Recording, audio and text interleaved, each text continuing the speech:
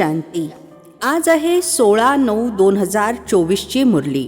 महावाक्य आहे, गोड मुलांनो, हा वंडरफुल सत्संग आहे जिथे तुम्हाला जिवंतपणे मरायला शिकवले जाते. जिवंतपणे मरणारेच हंस बनतात. प्रश्न आहे, तुम्हा मुलांना आता कोणती एक चिंता आहे? उत्तर आहे, आपल्याला विनाशापूर्वी संपन्न बनायचे आहे. जी मुले ज्ञान आणि योगामध्ये मजबूत होत जातात त्यांना मनुष्याला देवता बनविण्याची सवय पडत जाते. ते सेवा केल्याशिवाय राहू शकत नाहीत. जिन्नप्रमाणे पळत राहतील. सेवेसोबतच स्वतःला देखील संपन्न बनविण्याची चिंता लागलेली असेल. ओम शांती. रुहानी बाबा बसून रुहानी मुलांना समजावून सांगत आहेत. आता आत्मा साकारमध्ये आहे आणि मग प्रजापिता ब्रह्माची संतान आहे. कारण अडॉप्ट केले आहे, अर्थात दत्तक घेतले आहे. तुमच्यासाठी सर्वजण म्हणतात, हे बहीण भाऊ बनवतात. मुलांना बाबांनी समजावून सांगितले आहे, खरे तर तुम्ही आत्मे भाऊ भाऊ आहात. आता नवीन सृष्टी बनते तर सर्वप्रथम ब्राह्मण शिखा पाहिजेत. तुम्ही शूद्र होता, आता ट्रान्सफर झाले आहात. ब्राह्मण देखील जरूर पाहिजेत. प्रजापिता ब्रह्माचे नाव तर प्रसिद्ध आहे. या दृष्टीने तुम्ही समजता की आपण सर्व मुले भाऊ बहिणी झालो. जे पण स्वतःला ब्रह्मा कुमार कुमारी म्हणतात ते जरूर भाऊ बहिणी झाले. सर्व प्रजापिता ब्रह्माची संतान आहेत तर जरूर भाऊ बहिणी असले पाहिजेत. हे समजावून सांगायचे आहे. अडाणी असलेल्यांना अडाणी देखील आहेत आणि मग अंधश्रद्धा सुद्धा आहे. ज्यांची पूजा करतात, विश्वास ठेवतात, हा अमका आहे, परंतु त्याला अजिबात जाणत नाहीत. लक्ष्मी नारायणाची पूजा करतात, परंतु ते कधी आले, कसे बनले, मग कुठे गेले, कोणीही जाणत नाहीत. कोणीही मनुष्य नेहरू इत्यादींना जाणतात तर त्यांच्या हिस्ट्री जॉग्राफीची देखील सर्व माहिती आहे. जर बायोग्राफी अर्थात जीवन चरित्रच जाणत नसतील तर ते काय कामाचे? पूजा करतात परंतु त्यांच्या जीवन कहाणीला जाणत नाहीत. मनुष्यांच्या जीवन कहाणीला तर जाणतात, परंतु जे मोठे अर्थात पूर्वज देवता होऊन गेले आहेत त्यातील एकाचीही जीवन कहाणी जाणत नाहीत. शिवाचे किती पुष्कळ पुजारी आहेत. पूजा करतात आणि मग तोंडाने बोलतात, तो तर दगडा धोंड्यात आहे, कणा कणामध्ये आहे. ही जीवन कहाणी झाली काय? ही काही शहाणपणाची गोष्ट नाही. स्वतःला देखील पतित म्हणतात. पतित शब्द किती समर्पक आहे. पतित अर्थात विकारी. तुम्ही समजावून सांगू शकता की आम्हाला ब्रह्मा कुमारी म्हणून का संबोधले जाते? कारण ब्रह्माची संतान आहोत आणि ॲडॉप्टेड आहोत. आपण कुखवंशावळी नाही, मुखवंशावळी आहोत.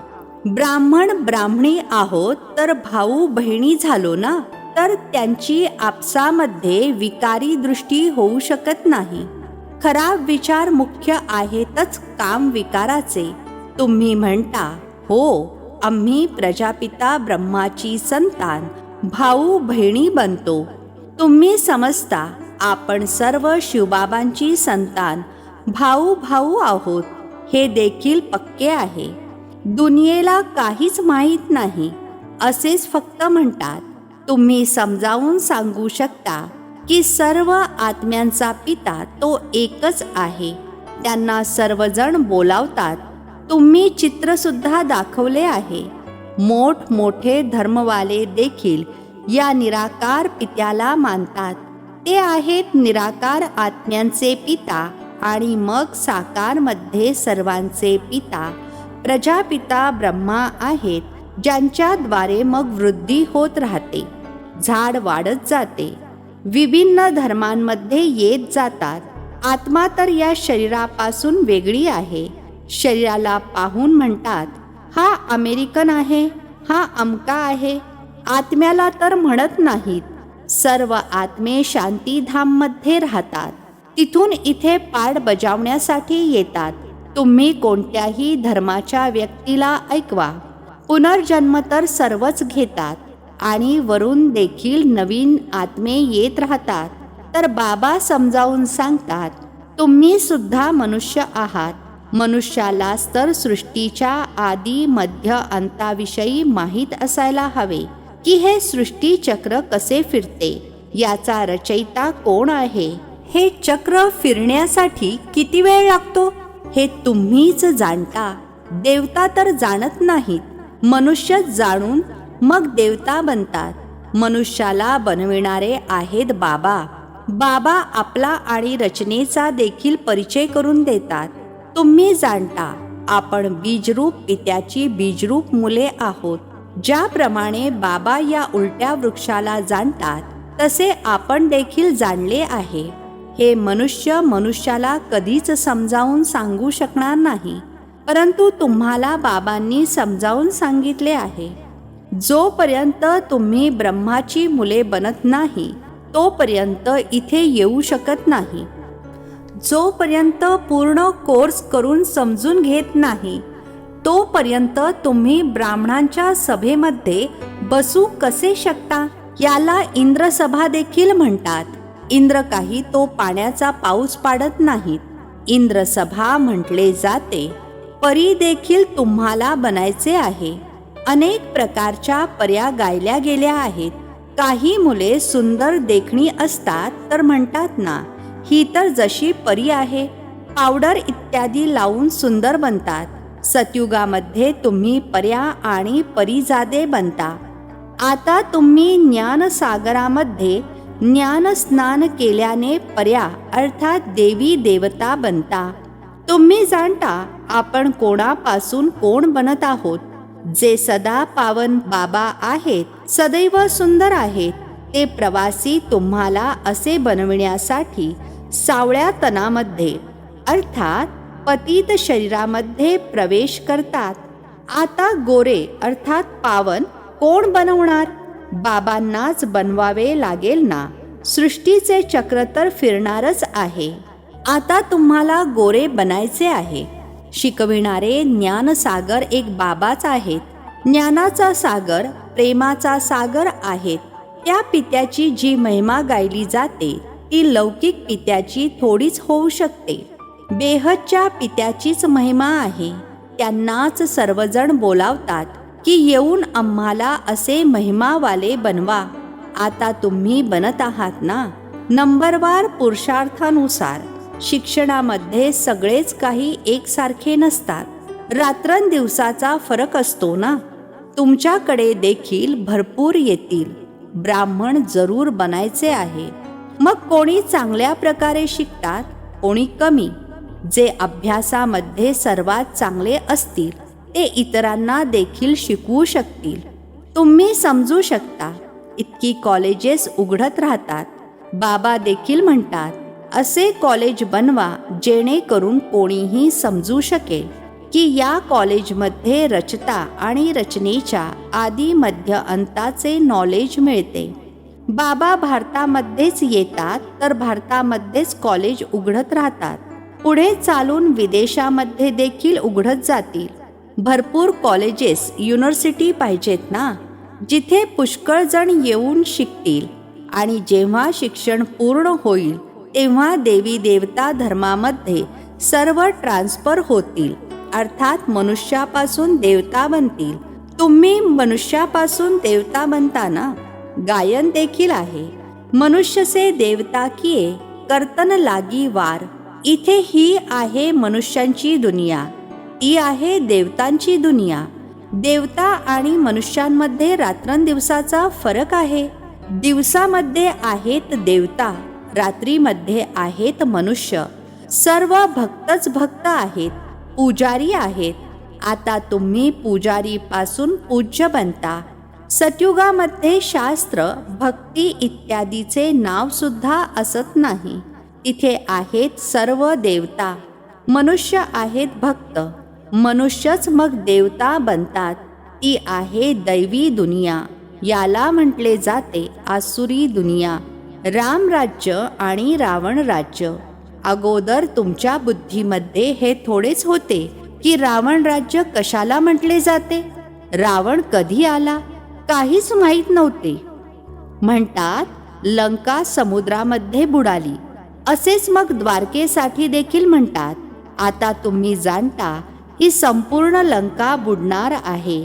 संपूर्ण दुनिया सुद्धा बेहदची लंका आहे. हे सर्व बुडून जाईल, पाणी येईल. बाकी स्वर्ग काही बुडतो थोडाच. किती अथाधन होते. बाबांनी समजावून सांगितले आहे. मुसलमानांनी एका सोमनाथाच्याच मंदिराला किती लुटले. आता पहा काहीच राहिलेले नाहीये. भारतामध्ये किती अथाधन होते. भारतालाच स्वर्ग म्हटले जाते. आता याला स्वर्ग म्हणता येईल का. आता तर नरक आहे, नंतर स्वर्ग बनेल. स्वर्ग कोण बनवतो आणि नरक कोण बनवतो हे आता तुम्ही जाणले आहे. रावण राज्य किती वेळ चालते ते देखील सांगितले आहे. रावण राज्यामध्ये किती अथाधर्म होतात. राम राज्यामध्ये तर केवळ सूर्यवंशी चंद्रवंशी राहतात. आता तुम्ही शिकत आहात. हे शिक्षण इतर कोणाच्याही बुद्धीमध्ये नाही आहे. ते तर आहेतच रावण राज्यामध्ये. राम राज्य असते सतयुगामध्ये. बाबा म्हणतात मी तुम्हाला लायक बनवतो आणि मग तुम्ही ना लायक बनता. ना लायक का म्हणतात. कारण पतित बनता. देवतांच्या लायकीची महिमा आणि स्वतःच्या ना लायकपणाची महिमा गातात. बाबा समजावून सांगत आहेत. तुम्ही जेव्हा पूज्य होता तेव्हा नवीन दुनिया होती. फार थोडे मनुष्य होते. साऱ्या विश्वाचे मालक तुम्हीच होता. आता तुम्हाला खूप आनंद झाला पाहिजे. भाऊ बहिणी तर बनता ना. ते अर्थात दुनियावाले म्हणतात हे तर घरामध्ये अशांती निर्माण करतात. तेच मग येऊन जेव्हा ज्ञान घेतात तर इथे आल्यावर समजतात की ज्ञान तर खूप चांगले आहे. अर्थ समजतो ना. भाऊ बहिणी बनल्याशिवाय पवित्रता कोठून येईल. सर्व काही पवित्रतेवर अवलंबून आहे. बाबा येतात मगध देशामध्ये, जो की खूप अधोगती झालेला देश आहे. खूप पतित आहे. खाणे पिणे देखील घाणेरडे आहे. बाबा म्हणतात मी अनेक जन्मांच्या अंतिम शरीरामध्येच प्रवेश करतो. हेच अर्थात ब्रह्मा बाबाच 84 जन्म घेतात. लास्ट सो मग फर्स्ट, फर्स्ट सो लास्ट. उदाहरण तर एकाचे सांगतील ना. तुमची डिनॅस्टी अर्थात घराणे बनणार आहे. जितके चांगल्या रीतीने समजत जाल तितके मग तुमच्याकडे भरपूर जण येतील. आता हे खूप छोटे झाड आहे. वादळे देखील खूप लागतात. सतयुगामध्ये वादळांची अर्थात संकटांची गोष्टच नाही. वरून नवीन नवीन आत्मे येत राहतात. इथे अर्थात ज्ञानामध्ये वादळ येताच कोसळून पडतात. अर्थात अधोगती होते. तिथे तर मायेचे वादळ असतच नाही. इथे तर बसल्या जागी मृत्युमुखी पडतात. आणि तुमचे मग आहे मायेशी युद्ध, तर ती सुद्धा हैराण करते. सतयुगामध्ये असे होणार नाही. इतर कोणत्याही धर्मामध्ये अशी गोष्ट होत नाही. रावण राज्य आणि राम राज्याला इतर कोणीही समजत सुद्धा नाहीत. भले सत्संगामध्ये जातात, तिथे जीवन मरणाच्या गोष्टी करत नाहीत. इथे तर मुले ॲडॉप्ट होतात. म्हणतात आम्ही शिवबाबांची मुले आहोत, त्यांच्याकडून वारसा घेतो. वारसा घेता घेता मग कोसळून पडतात. अर्थात अधोगती होते. तर वारसा देखील खलास होतो. हंसापासून बदलून बगळा बनतात. तरी देखील बाबा दयाळू आहेत, तर समजावून सांगत राहतात. कोणी मग पुन्हा चढतात. जे टिकून राहतात त्यांना म्हटले जाईल महावीर हनुमान. तुम्ही आहात महावीर महावीरणी. नंबरवार तर आहेतच.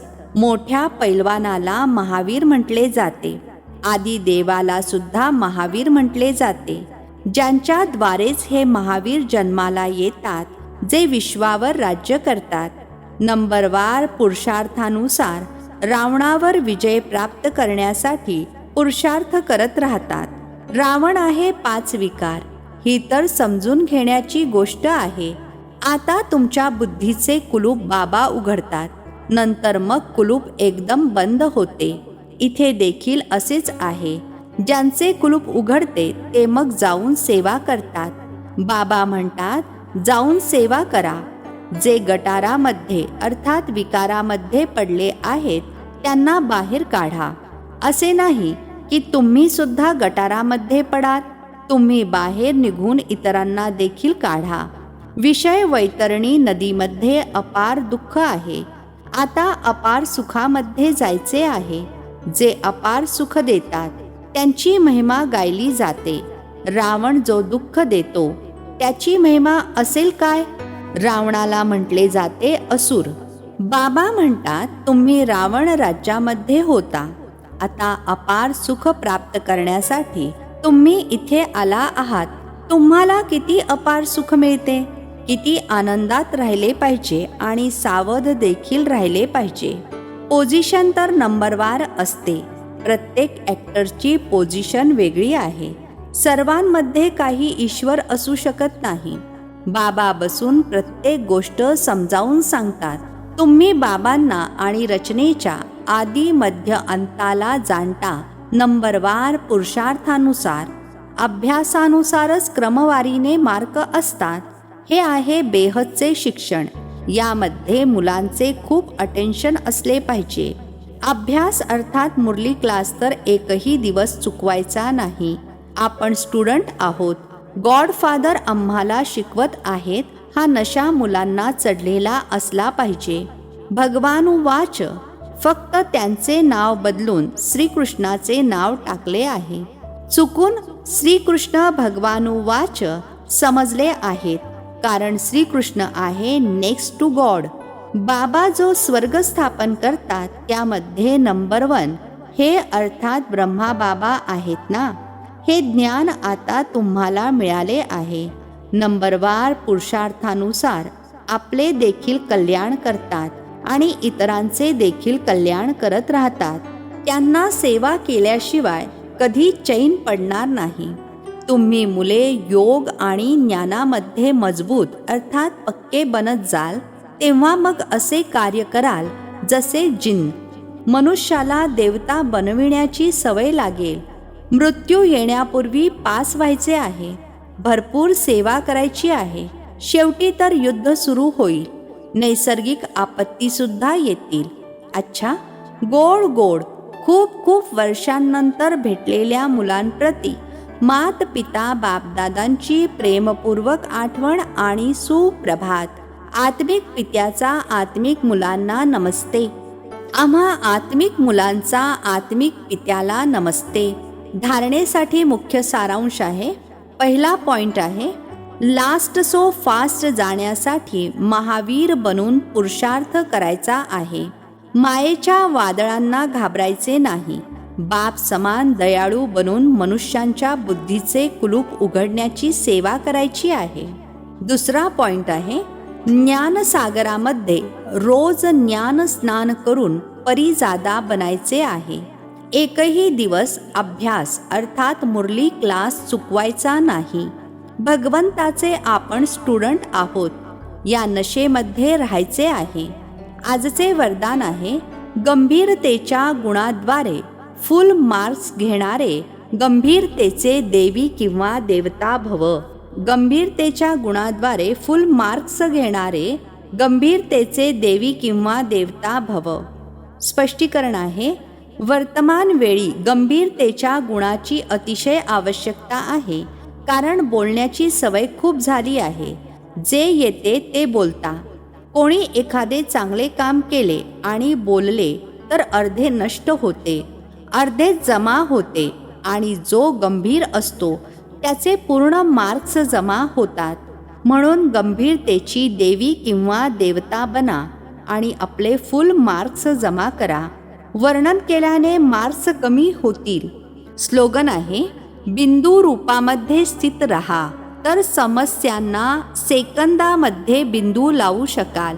बिंदू रूपामध्ये स्थित रहा तर समस्यांना सेकंदामध्ये बिंदू लावू शकाल. अच्छा. ओम शांती.